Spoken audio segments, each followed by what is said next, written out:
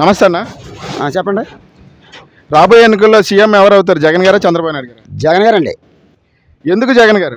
జగన్ గారు ఎందుకంటే పేదవాళ్ళకి ప్రతిదీ కూడా నేరుగా ఆయన ఇచ్చే పథకం ప్రతిదీ కూడా నేరుగా వాళ్ళకి అందుతుంది. అవినీతి అంటూ జరగట్లేదు. అలాగే మరి జగన్ గారు మేనిఫెస్టో చూసారా ఈ మధ్య? అలాగే చంద్రబాబు మేనిఫెస్టో చూసారా? ఎవరైనా నమ్ముతారు మీరు? మేము జగన్ గారిని నమ్ముతామండి. ఇచ్చేదంటే ఆయన మాట ఇచ్చాడంటే ప్రతి పథకం కూడా అందుతుంది.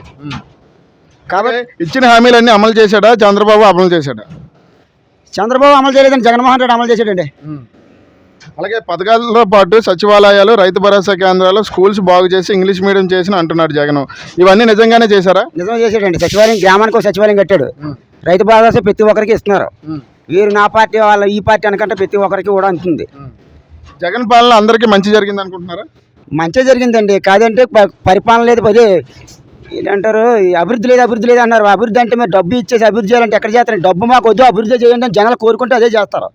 అలాగే మరి నిరుద్యోగ భృతి గతంలో ఎగరగొట్టాడు, ఇప్పుడు 3,000 ఇస్తానంటున్నాడు. చంద్రబాబు నమ్ముతారా ప్రజలు?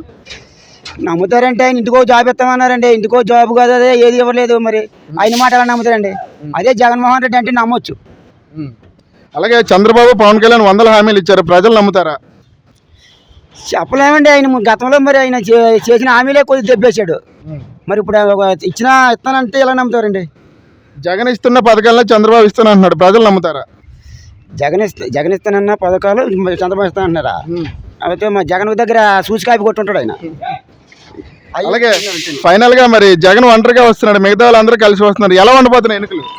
ఎలాగుంటుంది అంటే పక్క జగన్మోహన్ రెడ్డి కంపల్సరీ గెలుస్తారు.